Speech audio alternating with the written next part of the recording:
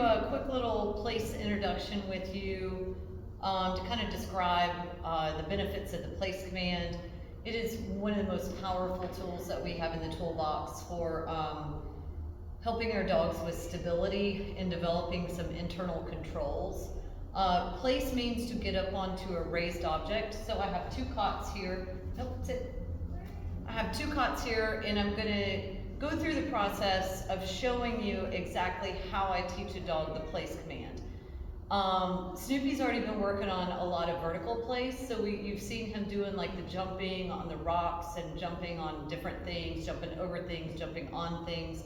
Today we're gonna work on stabilizing him on a comfortable object that's on the ground, so this would be more of a horizontal place that's low to the ground. The two biggest benefits of the place command are building stability into a dog and helping them to develop those internal controls because we have a designated area to stay inside of, plus it's raised up off the ground, so if he jumps off, his foot hits the ground, I have a target to direct him back to. I also have the ability to let him know with a gentle tap, hey, that's the moment you made a mistake. So I do the place lesson in 3 parts. Even though he's already been jumping on a lot of tall things, we've not really worked on stability yet, so that's what we're gonna be working on now. And that's gonna help him overall with all of his issues with distractibility, wanting to just get up and bolt, chase out somebody out the door, or when the doorbell rings. I've been reading through his notes a couple times, and I already know just by working with him that he has some issues with impulse control. So the first thing that I do when I'm teaching a dog the place command is I don't use the e-collar. This is not a confidence builder. All this is a communication tool. So I don't use this when I'm teaching a dog something new. I only use it once the dog knows and understands what I'm asking them to do, and they just don't want to do it, or they don't want to listen, or they keep messing up and keep making mistakes. And it's okay for him to make a mistake. In fact, dogs learn more quickly when they do make mistakes because dogs don't do everything perfectly. He can't read my mind. And if I expect him to stay on a place, and if he breaks it, he doesn't understand that I expected him to stay on this particular cot. So the way he learns is by making some mistakes, and then he learns not to make them and make better choices. So starting off, the 3 parts of the place command really involve me teaching the dog what place means. It means to get onto a raised object, whether it's something like a bed or one of these cots. When I ask him to place on something, I point to that with an open palm. If I have this in my hand, I still kind of point to it with an open palm. I'm not going to point at it. I'm just going to try my best to do the open palm, because once we get into long distance, sending away to a certain place object, distance place, he can see my palm easier than he can see if I just point to something. So this is sit, this is down, and open palm is place. So I'm going to start off just going through a couple of motions, Snoopy sit, of teaching him to get comfortable going back and forth on these cots.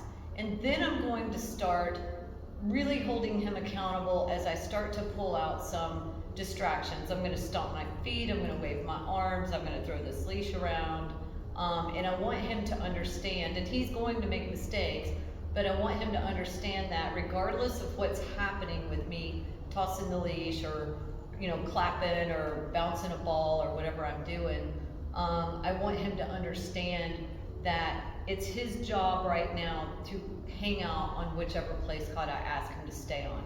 And that's really how we help dogs to learn to build those internal controls when the boys are doing chin-ups or riding their bikes, or somebody's playing basketball, or whatever. You get company, the doorbell rings, Snoopy can go to his place cot, while your company comes in, hangs up their bags, and goes to the kitchen and pours a glass of tea and comes back in, and then you can tell him break and release him, and he's going to greet your company a lot more gently, I guess, than if he just runs to the door with you and he wants to jump on everybody. So dogs, big trigger, especially at home, and I was reading through his notes that he does have a lot of issues when the doorbell rings or the door opens. He wants to run and like clobber people or bolt out the door. So the place command is a great tool to help dogs to learn to establish door manners and manners with company and people coming over. So first part is teaching him what place means, which we've already done this a couple of times already, so he's gonna do it fine. But you'll see I'm not gonna use this at all while he's learning something new. And then once I want to start to add some distractions, add some duration, and some distance and start moving around, I will pull this out. I'm gonna set it on the lowest number possible so that when he does make a mistake, I have the ability to tell him that's the moment you made a mistake. It's just a gentle tap, and he'll continue to feel that annoying little tap. I don't want it to be painful or scary, I just want it to be an annoying little tap so that he knows he made a mistake. When he goes to fix his mistake, good down, Snoopy, that's a good boy. When he goes to fix it, when I see he's consciously understanding, oh, I just made a mistake, let me fix it, that annoying little tap will go away. Third way I work on place is to work on like the vertical, like taller objects, and that is a huge confidence builder. So again, the biggest benefits of the place command are building stability and confidence. Now, confidence, obviously, there's gonna be some things you're gonna ask him to place on that he might not physically be able to do or might be afraid to do. If it's something he's not physically able to do, don't ask him to place on really tall things. He might get hurt coming down. If it's something he's afraid to do, like a new object with a new texture or a different size or shape, it's okay to help him. This is not something that we're going to use to force him to do something that's scary. That's where our job comes in, to help him to do something if he's afraid of it. But back to stability. That's what we're gonna be working on today, and that's what Snoopy needs more than anything else. He's already not pulling me around on the leash. He's already doing much better with his manners and all of that stuff, but he's still easily distracted, and when he sees a distraction, he wants to kind of bolt toward it. Helping him to build some internal controls while I set up some scenarios to tempt him to jump off the cot is gonna help him to understand choices and think about cause and effect, because he doesn't have the ability, he wasn't born with the ability to think about cause and effect, but I can teach him how to make better choices. So I'm hopeful that you're gonna be able to see some transformation as we go through this little process. I'm gonna do it in a couple different stages. Ready? Snoopy, break. All right, Snoopy, place. So open palm, sit, good boy, break. Good job, buddy. Snoopy, place, good, sit, good boy. So he's comfortable with these cots. Some dogs are really weird with the texture. They don't want to get up on the cot. Break, good job. Place, good, sit. Take it off, good boy, sit, good job. So he's comfortable with these two cots. I actually worked him on these cots at the Christmas party. This is where I'm gonna pull out the remote, and out of 100 levels, I'm just gonna set it on a 12. That's a very low number. I don't know that he'll even feel it. Good place. Before I start to move my body, I'm going to acknowledge that he's doing the right thing. He's doing what I asked him to do. So I'm gonna say the word good, which is a marker for him. Good, and yes, good boy, good, good, good. I say good a lot. I want to acknowledge to him, he's doing the thing that I've asked him to do, and I also want to kind of reiterate the command that I've asked him to do, which is place. He is in a sit on place, so he's actually in two different commands right now. Snoopy, down. Down. Good boy. So he didn't go down the first time. Nope, down, all the way. Snoopy, down.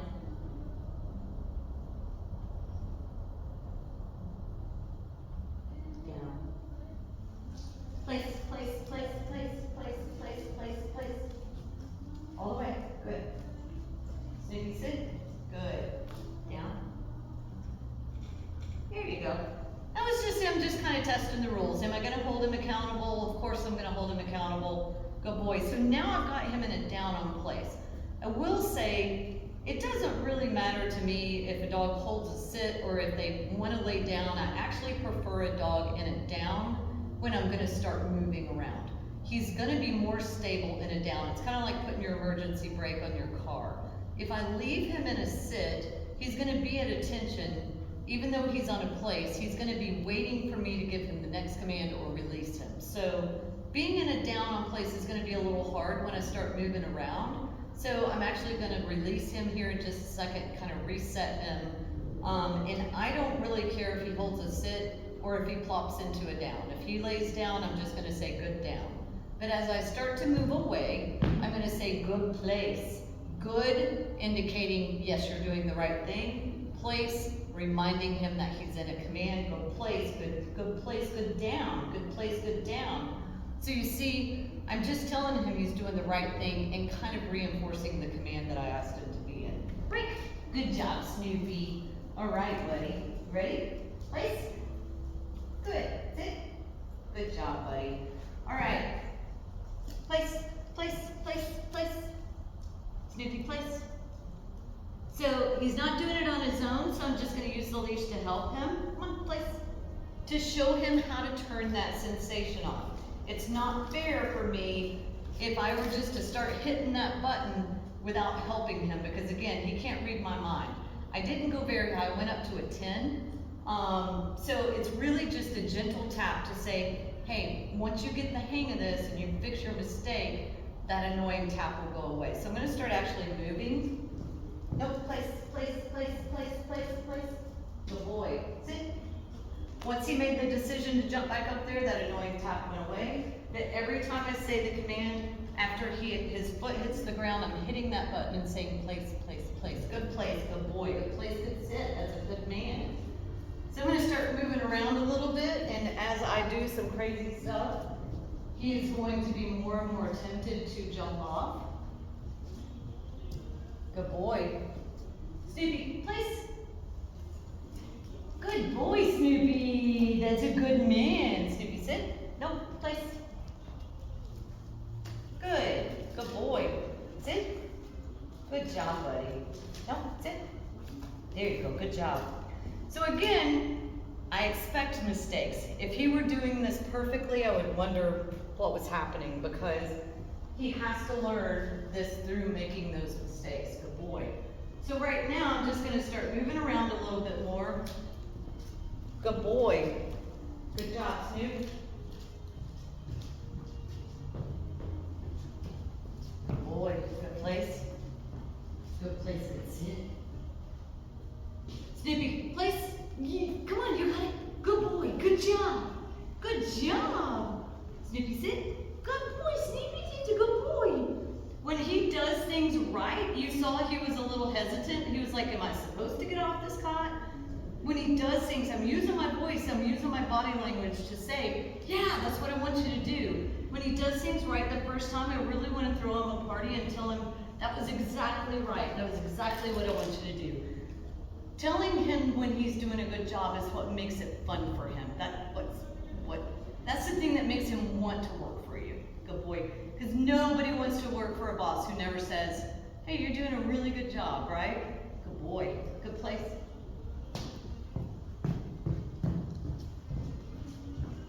Good place, good boy. Good job, buddy. Snoopy, place. Come on, you got it. Good job, buddy. Good boy. Good boy. Sit. That's a good man. This is a good man. This is a good boy. No, sit.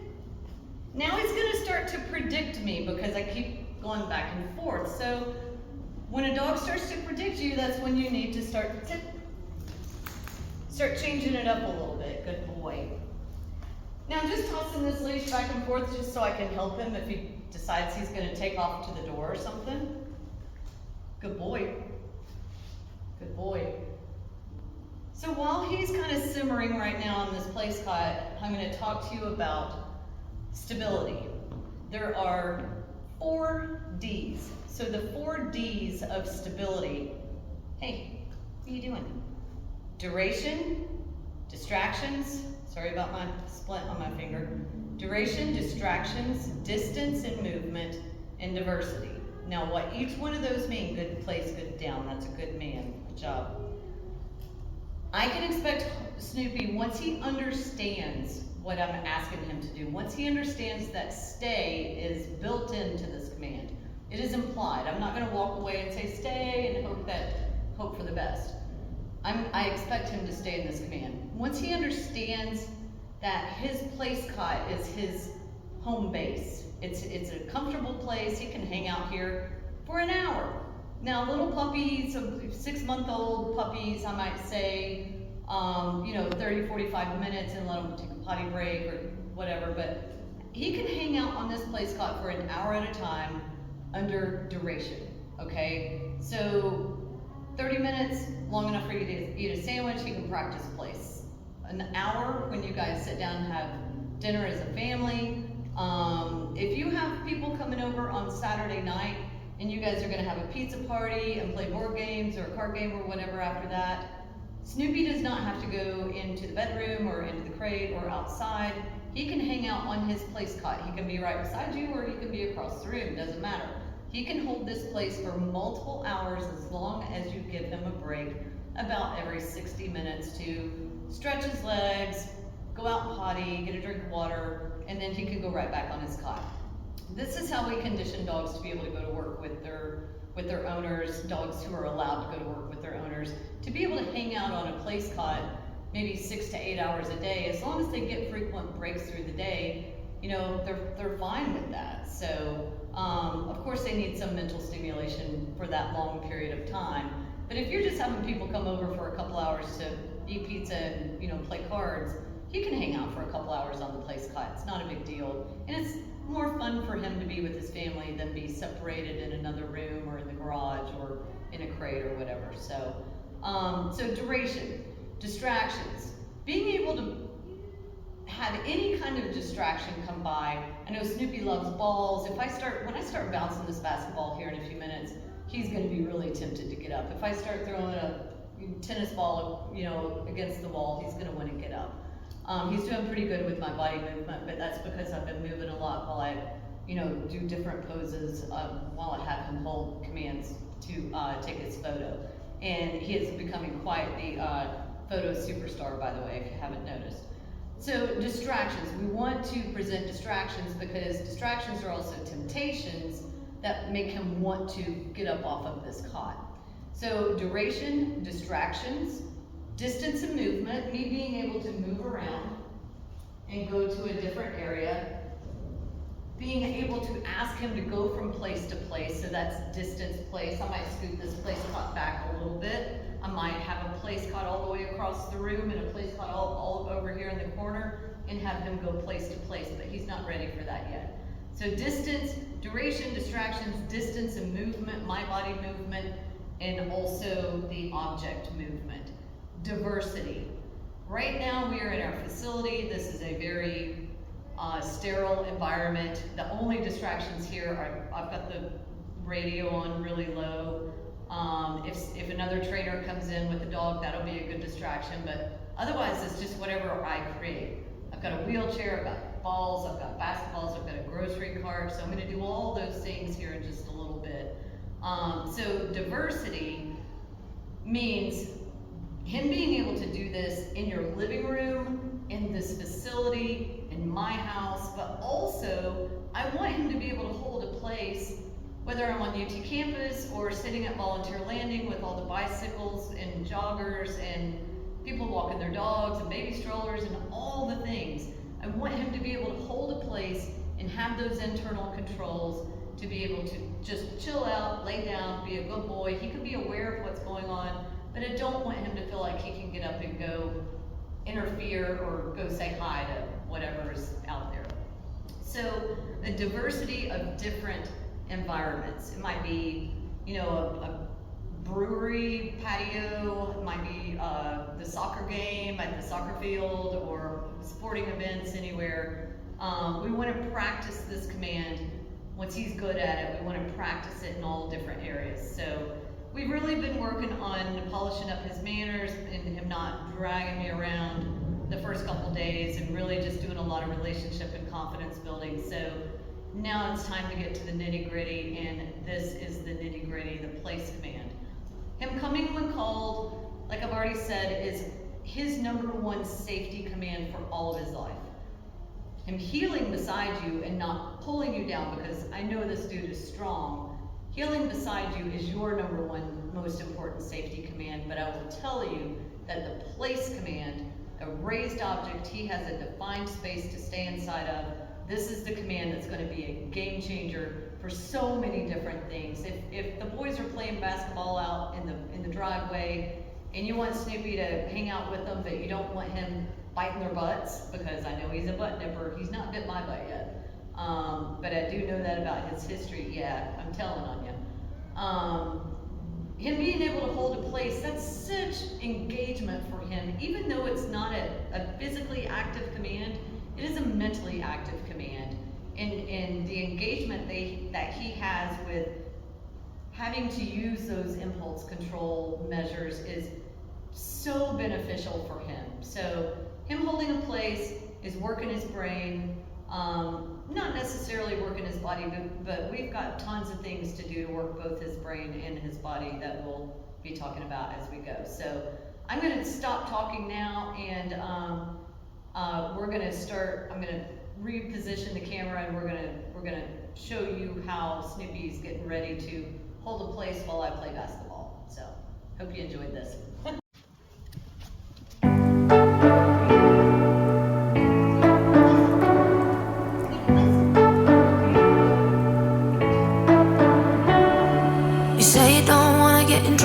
That you're doing fine, cause you got me. I don't wanna break your little bubble, but you gotta wake up to reality. Cause I can see in your eyes, your head is full of dreams. Tears are a proof of failure. You just gotta let them flow without judge. There's so many ways to be happy.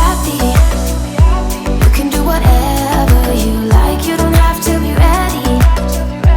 You just gotta trust the right, don't have to be scary. You just gotta follow the light, you're able to be happy. You can do whatever you like. You don't have to be ready. You don't have to be. I see you hesitating while you're waiting, like somebody's gonna give it to you. You gotta chase it, gotta believe it. You gotta go get it for yourself. Cause I can see in your eyes, your head is full of dreams. Tears are a proof of failure. You just gotta let them flow without judge. There's so many ways to be happy. You can do whatever you like, you don't have to be ready. You just gotta trust the right, you don't have to be scary. You just gotta follow the light, you're able to be happy. You can do whatever you like.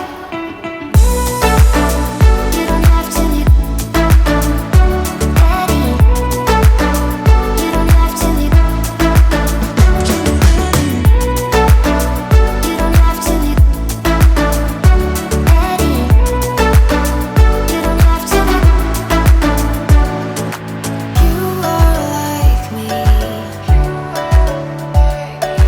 I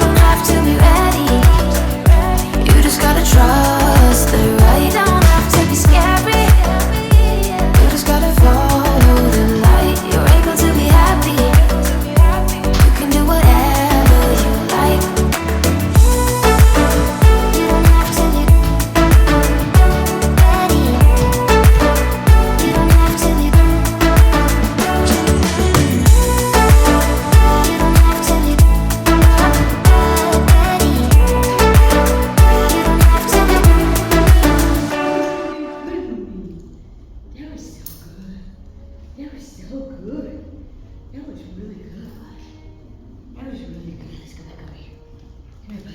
Right here. Place. Good. Sit. All right, so that was the place command. We've not really worked on stability a whole lot. He's so wicked smart. He picked it up really fast. He kind of knew exactly what I was asking him to do. He tested a few times, but not like most dogs. One thing I do want to mention is that trust with your dog is a two-way street. Not only do I want to be able to trust him to do the things that I've asked him to do, I also have to present myself as a trustworthy leader. So for me to ask him to place on this cot, if I had brought any of those objects, like the skateboard, if I had rolled it to his cot to where that it maybe bumped the side of the cot and spooked him, well then I set him up for a situation that could potentially be scary. So anytime I ask a dog to hold a place command anywhere in public or even in my house, if a dog's holding place, I'm not gonna take the vacuum cleaner unless I really work with that dog to desensitize them to the vacuum cleaner. Most dogs are afraid of the vacuum. I'm not gonna come up and vacuum under his safe space. He needs to have a perimeter around any place object that I put him on.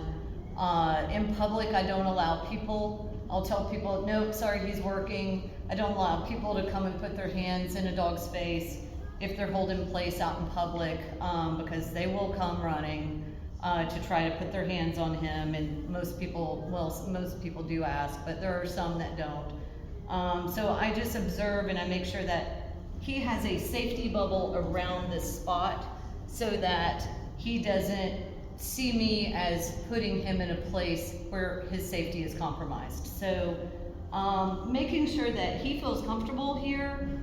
Even though I was doing things out there, I just made sure that sometimes the ball will accidentally, if I shoot a hoop and I miss, it'll come back, but I try to intervene and get that so that it doesn't hit the dog, but and accidents are gonna happen, but trying your best to really ensure for his sake that he knows that this cot that I've asked him to stay on is gonna remain free of anything that could be scary for him. So, yeah, so that's the place command. It's my favorite. I use it all the time. Door manners. If the pizza guy or Uber Eats or somebody's knocking on my door or my best friend's coming over or whoever, I want to be able to tell my dogs to place, and they're not going to get up and try to jump on anybody. And really powerful tool. The other thing too is the stability that dogs learn. The more you practice place, they build those internal controls and the stability. That then transfers to the other commands with being able to hold a sit and being able to hold it down. Now, I don't ask dogs to hold a sit for a long period of time unless they're being trained for something specific for service work, which doesn't happen very often. But I typically prefer to leave a dog in a down. So if I'm at Soccer Taco having chips and queso and I don't have a place cot with me, which I often don't if I'm in Market Square, sometimes I'll carry one in. It's just a little bulky to be, carrying down through the parking garage. But if I have a place cot, it's great. It makes it so much easier to go to a restaurant when you carry a place cot with you. But if you don't, you should be able to tell the dog down, because the more I practice down on place, the more I'm going to be able to take him out in public and just say, Snoopy, down, and he's just going to plop down. Down is kind of an inactive command. I still want him to be listening to me if I ask him to do something else, but he can get comfortable as long as it's not like a dirty, sticky floor. That's also the benefit of the place cot.